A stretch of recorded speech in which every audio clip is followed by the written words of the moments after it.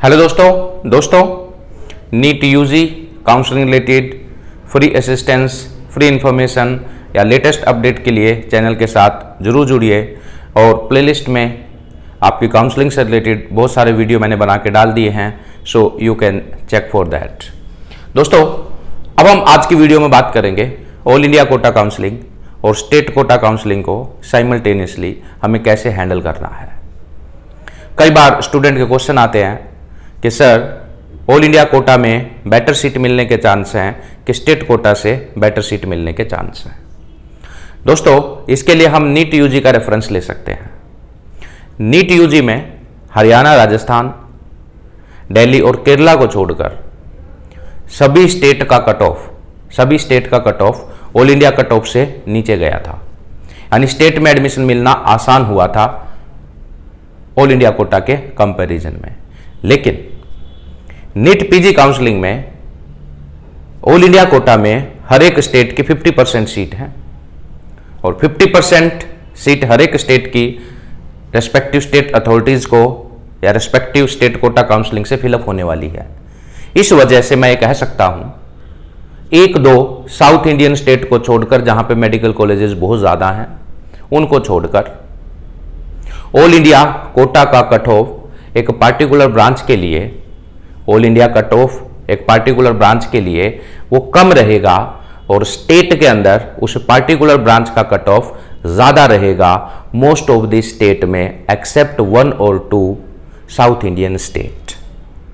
तो दोस्तों, अब हम बात करते हैं, मान लो आपको फर्स्ट राउंड में डिजायर ब्रांच में एडमिशन हो गया, then congratulation, you can continue your study.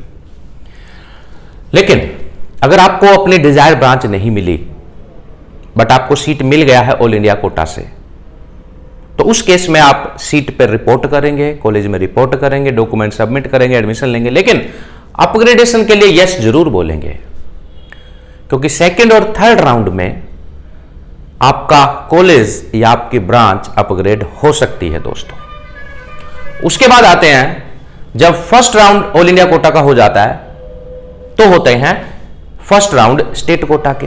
Counselling का शेड्यूल इस प्रकार से अगर आप देखेंगे तो फर्स्ट राउंड आया स्टेट कोटा का। स्टेट कोटा के अंदर हमेशा आपको सुपीरियर चॉइस फिल करनी है। जो सीट आपको ऑल इंडिया कोटा में मिला है उससे सुपीरियर चॉइस आपको स्टेट कोटा में फिल करनी है। अगर आपको डिजायर ब्रांच मिल गया स्टेट कोटा में तो आप एडमिशन ले लेंगे और ऑल इंडिया कोटा की सीट से आप रिजाइन कर देंगे। जो फर्स्ट रेजिग्नेशन होता है या फर्स्ट राउंड के बाद का रेजिग्नेशन होता है ऑल इंडिया कोटा से, वो फ्री ऑफ कॉस्ट होता है, आपकी सिक्योरिटी भी रिफंड कर दी जाएगी।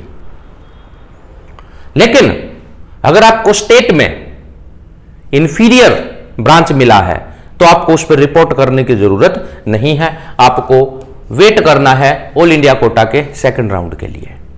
दोस्तों, यूजुअली फर्स्ट राउंड में 25% सीट ही फाइनल होती हैं और सेकंड राउंड के बाद नियर अबाउट 85% सीट फाइनल हो जाती हैं। यानी जो मेन राउंड होता है, जहां पे सबसे ज्यादा सीट फाइनल होती हैं, वो होता है सेकंड राउंड। दोस्तों, वीडियो को लाइक जरूर करना। अब हम आ गए second round all India Kota पे। या तो आप अपग्रेड हो जाएंगे, फर्स्ट राउंड में आपने अपग्रेडेशन के लिए बोला था, आप अपग्रेड हो गए, आपकी ब्रांच अपग्रेड हो गई, आपका कॉलेज अपग्रेड हो गया, तो जहां भी आपको अपग्रेडेशन मिला उस ब्रांच में या उस कॉलेज में आप शिफ्ट हो जाएंगे। या अभी तक आपको सीट अलॉटमेंट हुआ नहीं था, आपको फ्रेश अलॉटमेंट हुआ है, तो फ्रेश अलॉटमेंट हुआ है तो भी आप अपग्रेडेशन के लिए यस बोलिए, क्योंकि थर्ड राउंड में आपकी ब्रांच और आपका कॉलेज अपग्रेड हो सकता है। दोस्तों, या फिर आपका अपग्रेडेशन हुआ ही नहीं। अगर आपका अपग्रेडेशन सेकंड राउंड में नहीं हुआ, कोई बात नहीं, कई बार अपग्रेडेशन थर्ड राउंड में भी हो जाते हैं फर्स्ट राउंड वाले का। उसके बाद हम पहुंच गए second round all India Kota के बाद काउंसलिंग होगी किसकी? सेकंड राउंड स्टेट कोटा में।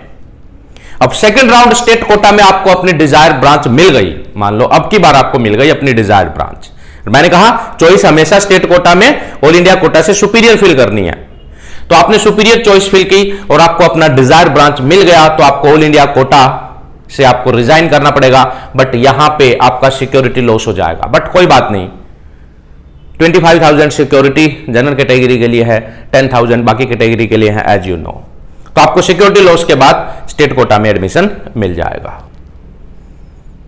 ठीक है, अगर इंफीरियर ब्रांच में आपको एडमिशन मिला है तो उस केस में आपको स्टेट में रिपोर्ट करने की जरूरत नहीं है, क्योंकि यहां तक आपका मन बन चुका होता है कि मुझे ऑल इंडिया कोटा में ही रहना है। फिर नंबर आएगा third round all India quota का। Third round all India quota में आपको अपग्रेडेशन मिल सकता है। अगर आपने सेकंड राउंड में अपग्रेडेशन के लिए अप्लाई किया था बट सेकंड राउंड में आपका अपग्रेडेशन हुआ नहीं, तो वो अपग्रेडेशन आपका थर्ड राउंड में भी हो सकता है।